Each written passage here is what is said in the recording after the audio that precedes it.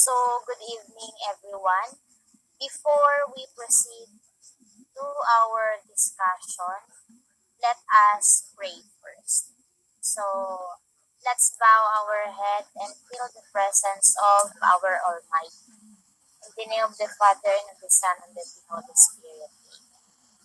Divine grace, grant us focus and clarity as we embark on this learning journey.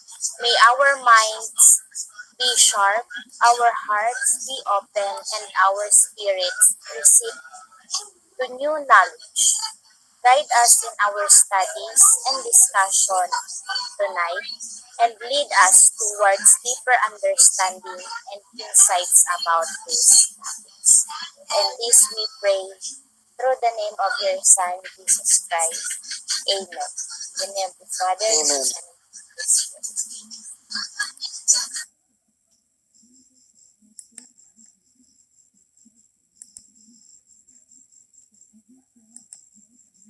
So, good evening, everyone. We are the discussant for tonight. So, may I present to you my group mates, Mr. Jeremy Aguila, Miss Maricar Aguilar, and Miss Princess Laika Alano. So, before we start to our main discussion, let us have first the activity. So, this activity is what we call Connect It to Me. All you need to do is to analyze those pictures on the screen and uh, share your ideas and understanding about these four pictures. So, Miss Maridol Alay, what do you observe about or what do you observe on these four pictures? It's about the packaging process fish by vacuum or Okay, ordinary packaging. okay. Thank you so much po, Miss Maridol Alay. How about you, Miss Canuel? Ano po ang na-observe mo sa pictures? So, okay, Miss Canuel, what do you observe based on the picture on screen?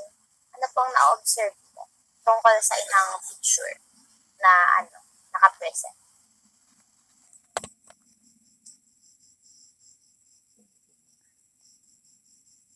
Miss Canuel? Based on my observation, I think it's all about observing specific foods or the nutrients it contains.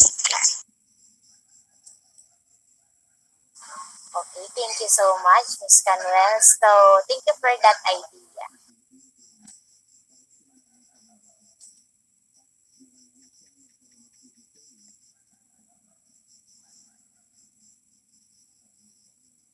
So, our topic for this evening session is all about packaging processed fish by vacuum or ordinary fully packaging. So, before we start, Miss IB Spiritu, can you please read the objectives?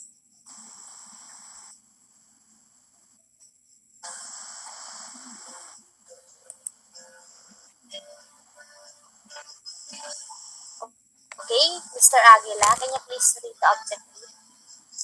Objectives. At the end of the discussion, at least 85% of the BDPTED 3 ELX students should be able to 1. Define the various packaging materials, tools, and equipment used in the packaging of processed fish products. 2. Value the importance of inspecting packaging materials, tools, and equipment to ensure the quality and safety of the processed fish products. 3. Perform the inner packaging procedures for processed fish products, adhering to proper handling and preservation techniques. So, thank you, Mr. Aguila.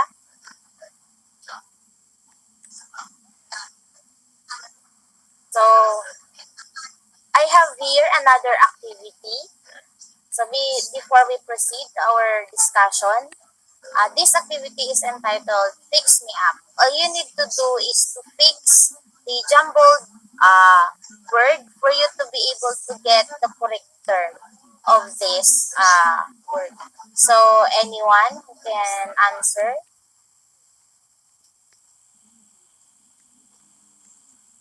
Mr. Briones, can you please answer number 1 and 2?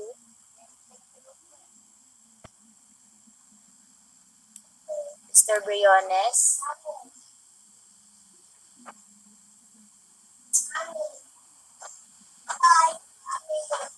Who wants to answer po? Okay, Miss Maridol, can you please answer all of the jumbled words para dara-diretso po tayo? Okay po. Number 1 po is durability. Number 2, punctures. Number 3, appearance. Number 4, wrinkles. Number 5, hygiene. And last number is freshness. So, thank you so much, Miss Maridol. So, let's see if your answers are correct. So, very good, Miss Maridol. All of your answers are correct. So, let's now move on to the introduction to fish packaging. So, Miss Maricar, can you please read fish packaging?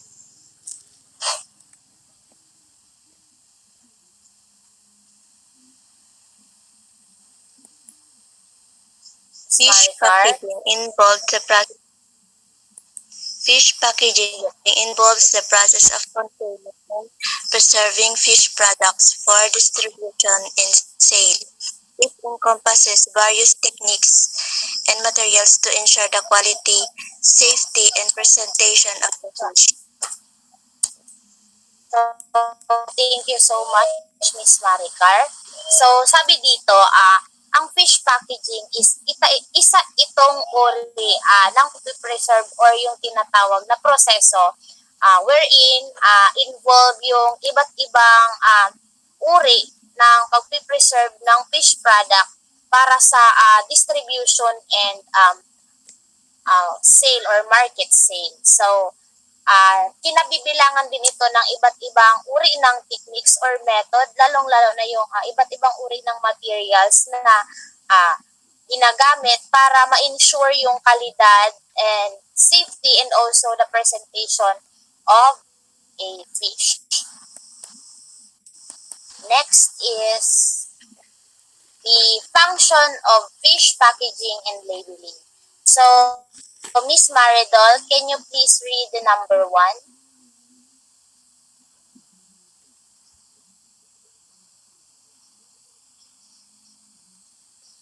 Miss Maridol, can you Packaging please read shield number 1? fish from physical damage. Protection packaging shield fish from physical damage, contamination, and spoilage during handling and transportation. So, thank you so much, Miss Maridol. So, sa protection is kinabibilangan ito na protect doon sa para ma-prevent yung damage or pagkakaroon ng damage and contamination or pagkasira ng specific fish product during the transportation or while on the process of preservation. So, number 2 is preservation po. Mr. Aguila, can you please read? Preservation. It extends the shelf life of fish by controlling moisture, oxygen, and temperature. So, sa preservation is isa itong napaka-uri or napakahalagang uri ng method wherein ang para makontrol yung pagkakaroon ng moisture and oxygen and lalong-lalo na yung temperature na maaring mag-cause or magdulot ng pagkasira nung or pagkakaroon ng contamination ng specific fish product. So, number 3 rather, information. Miss Alano, can you please read? Nandiyan po si Miss Alano. Or kung wala, si Mr. Aguila na lang. Sige. Number 3. Information. Labels provide essential details such as product name, weight, expiration date, and nutritional information, aiding consumers in making informed choices. So, sa information is dito naman nakapaloob yung mga product name, label, and also weight and expiration date wherein napaka-essential sa pag-process ng or pagpapackaging ng fish product. Kasi dito, mahalagang malaman ng mga consumer kung ano yung specific na information ang bago nila i-consume. So, Miss Maridol, can you please read?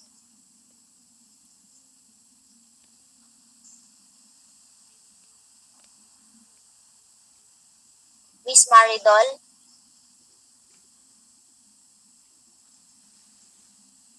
Okay, Miss Aguilar, pakibasa na lang po.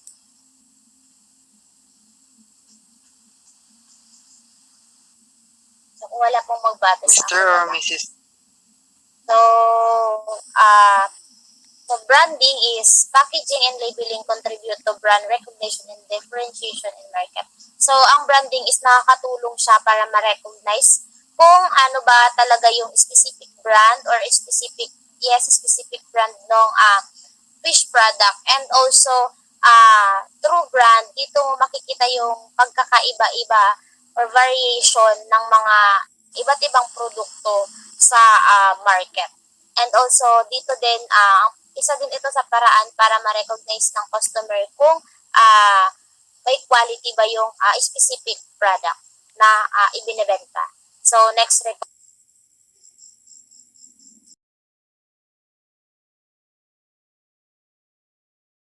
Packaging materials and equipment in plastic bags. Who wants to read?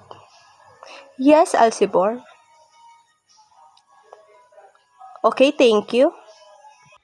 So, common materials for plastic bags includes polyethylene or PE and polypropylene or PP. Equipment for packaging may include heat sealers, vacuum sealers, and weighing scales.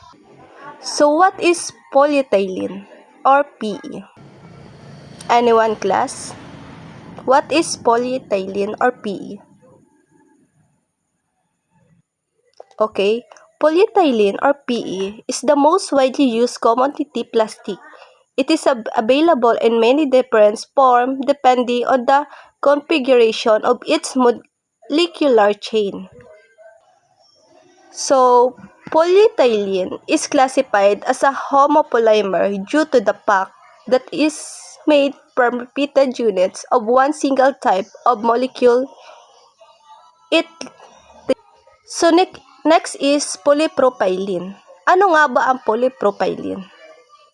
So, polypropylene, also known as polypropene, is a thermoplastic polymer used in a wide variety of applications. It is produced via chain growth polymerization from the monomer polyylene. So, polypropylene belongs to the group of polyolefins and is partially crystalline and non-polar. Basic repair and maintenance of packaging equipment. Who wants to read? Yes, Miss Kalisura, please read. So, regular cleaning, lubrication, and expectation of packaging equipment are essential to prevent breakdown and ensure optimal performance. Prompt repair of any faults of malfunction and crucial of minimize downtime. So, ang regular na paglilinis sa pagdulas at epektasyon ng mga kagamitan ng packaging ay mahalaga upang maiwasan mga pagkasira at matiyak ang mahusay na pagganap. Ang agarang pag-ayos ng anumang mga pagkakamali o aberya ay mahalaga upang mabawasan ang downtime.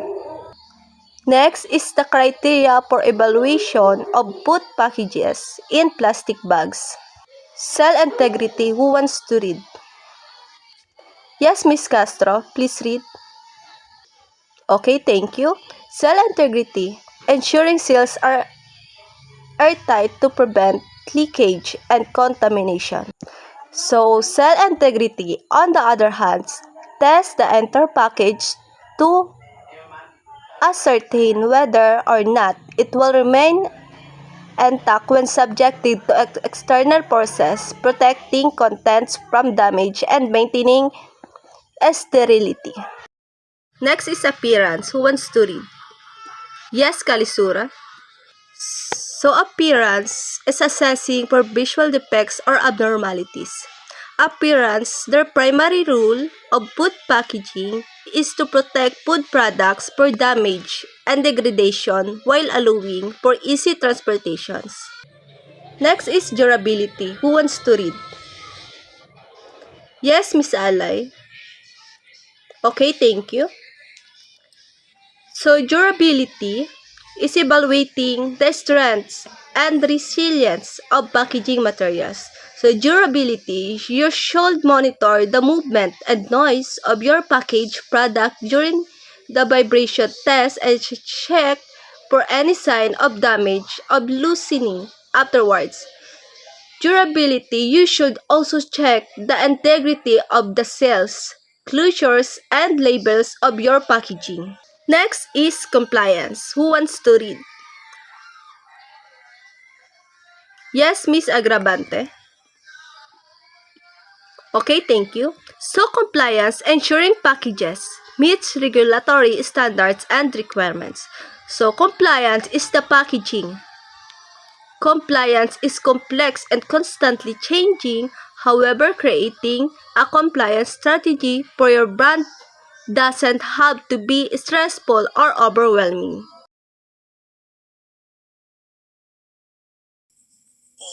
Visual defects in vacuum or ordinary polypacks. Visual defects may include, they are three. First is the, who wants to read po? Mr. Jeremy po, pabasa po. So, visual defects in vacuum or ordinary polypacks. Visual defects may include wrinkles or creases. This can compromise seal integrity.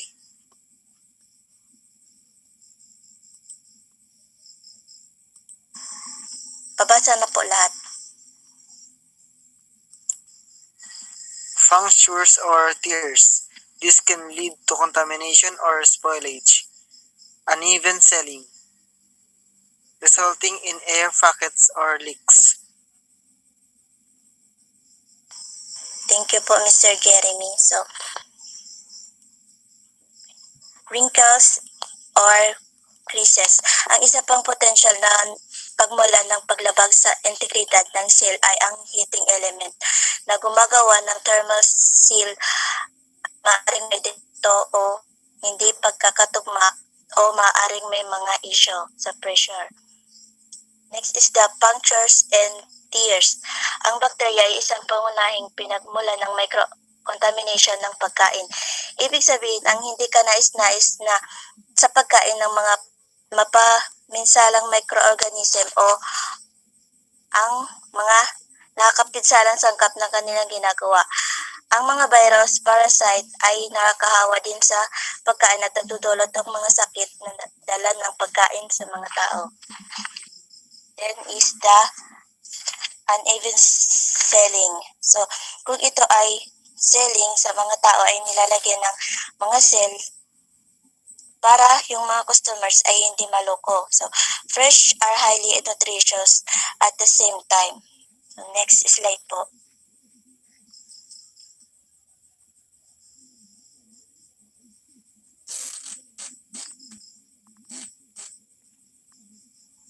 Next slide po.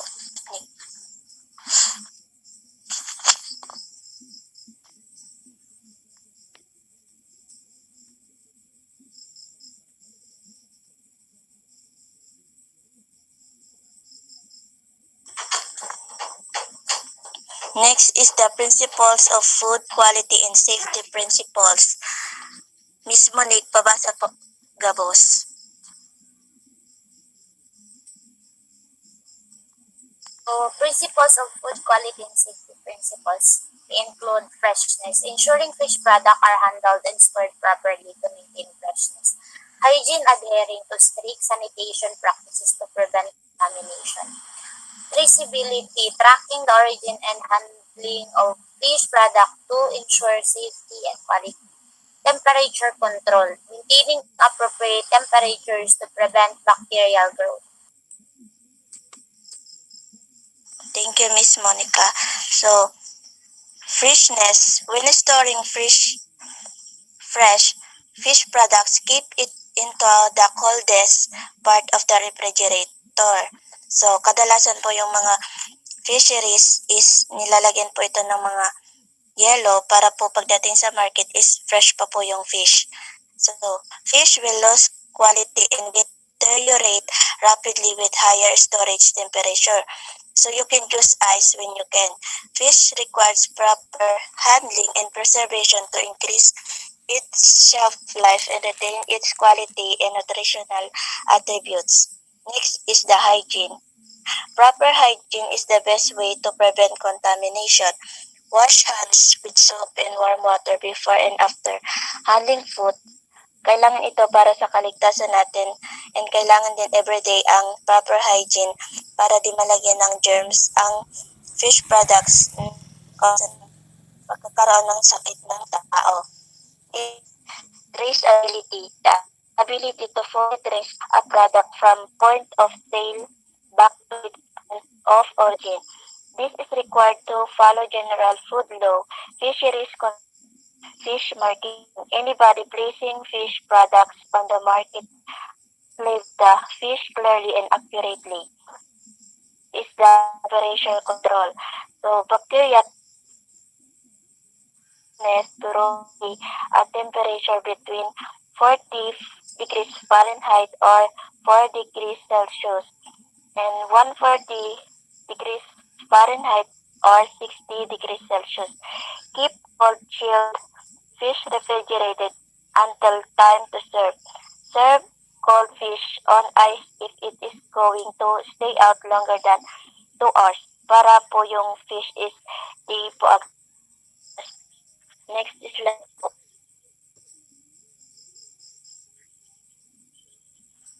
principles of HACCP, GMP, SSOP. Maridol, ikaw na lang po, Jeremy. Pabasa po. Lahat po, ma'am. Yeah po. Principle of HACCP, GMP, and SSOP. So HACCP stands for Hazard Analysis and Critical Control Points, identifying and controlling hazards throughout the food production process. GMP, Good Manufacturing Practices, is establishing procedures to ensure safe and hygienic food production. SSOP, or Sanitation Standard Operating Procedures, implementing protocols for cleaning and sanitizing equipment and facilities. Thank you po, Mr. Jeremy. So, HACCP stand for Hazard Analysis and Critical Control Points. It's a management system in which food safety is addressed through the analysis and control of biological, chemical, and physical hazards from raw materials production and manufacture, design, and consumption of the finished products. HACCP, if you can run food business, you must have a plan based on the HACCP plan.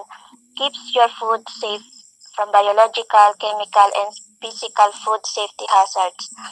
Then GMP stand for Good Manufacturing Practices, a system for ensuring that products are consistently produced and controlled according to the quality standard. It is designed to minimize and eliminate through testing the final product. One example of GMP is the food industry, specifically the sanitation process, to ensure the safety of all consumables. The last is SSOP, implementing protocols producers and developed and implemented in a facility to prevent direct contamination or adulteration of the products. The facility is required to maintain these written products on the file, and this must be available to regulating or government bodies upon request. SSOP shall provide a step-by-step method for properly cleaning and sanitizing each piece of equipment. So next reporter po, Mr. Aguila.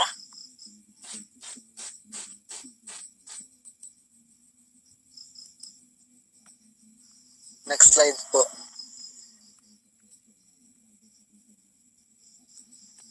So thank you, Miss Aguilar.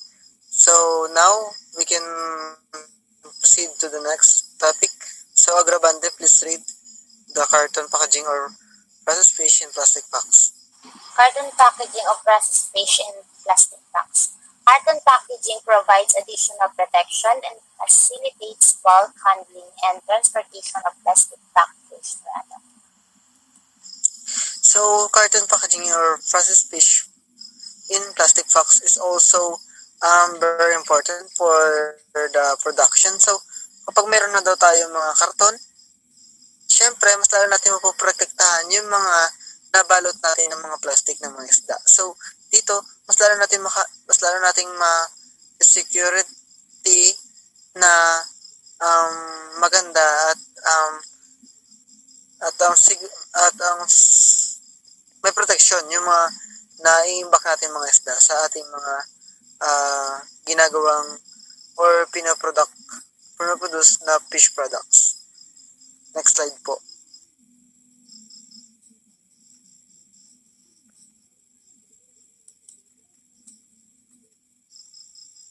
Palletization and warehousing. So, Ms. Aguilar, pakibasa po.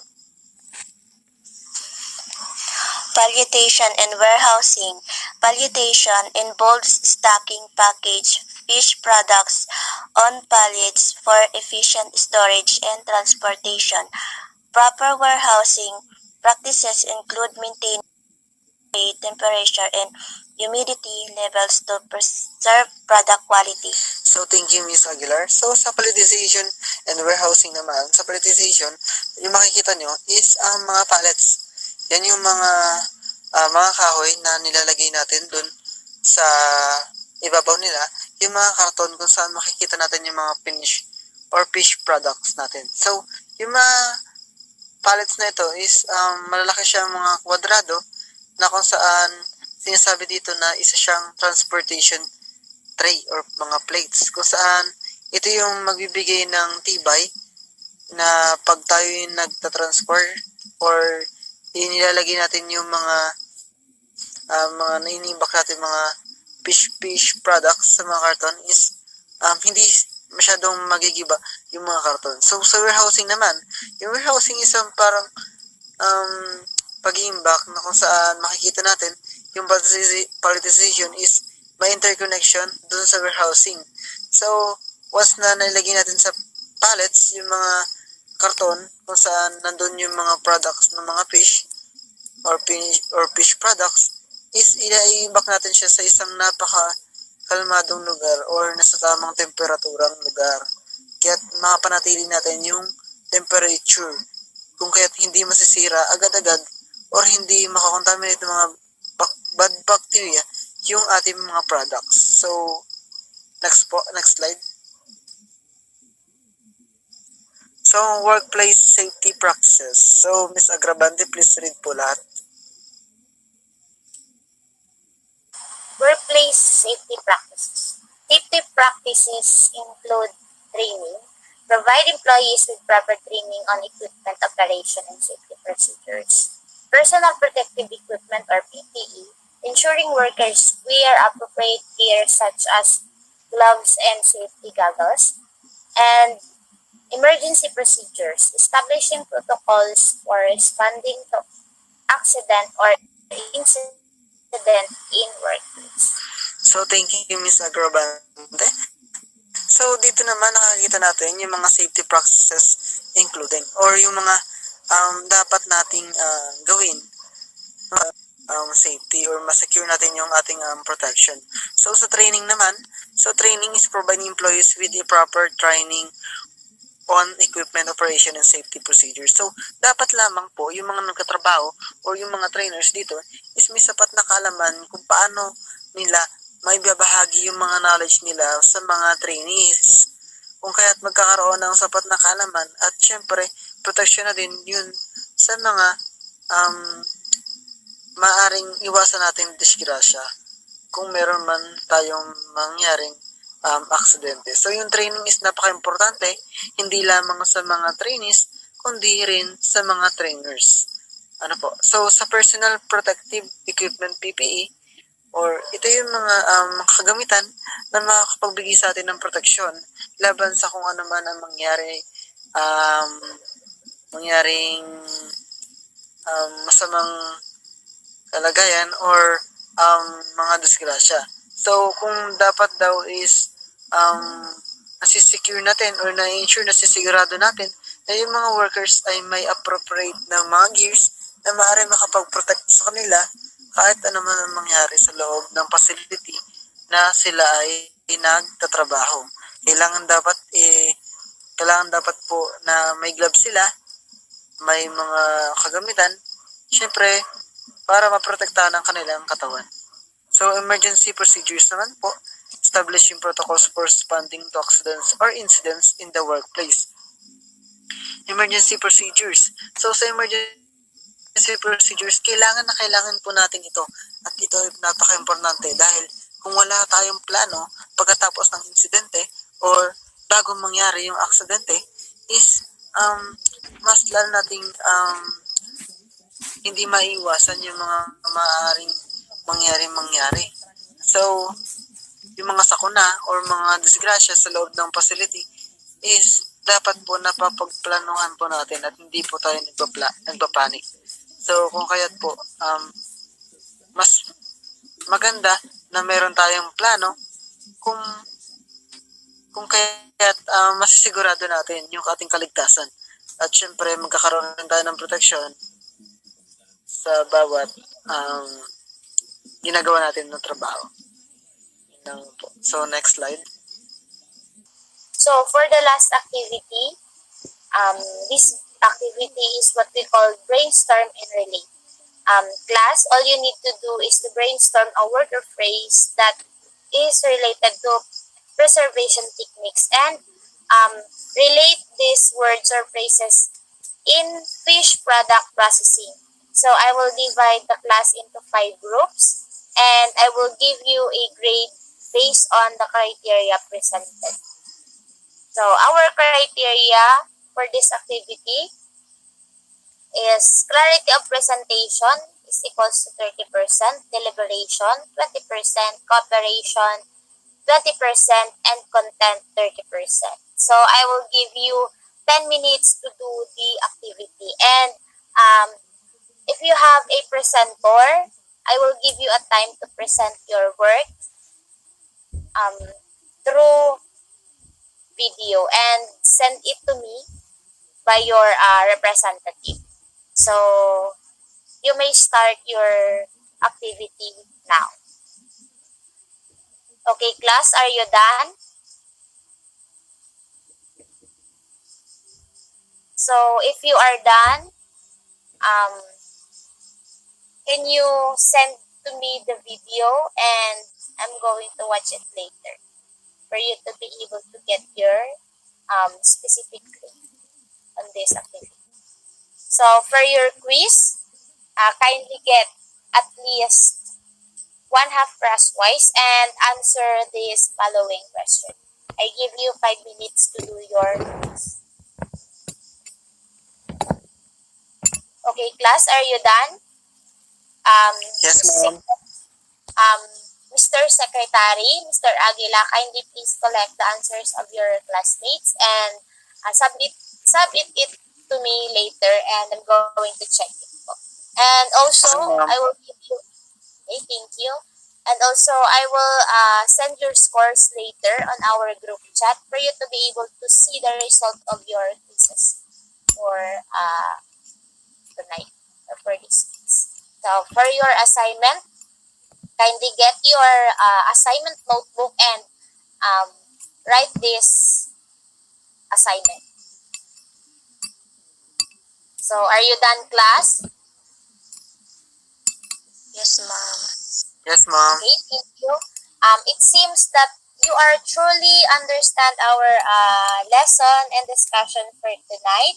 Thank you so much for those consistent students who attend this Google Meet, and thank you for your full cooperation and participation in tonight's discussion. So, goodbye and have a great night, everyone. So, clap your hands po. Thank you.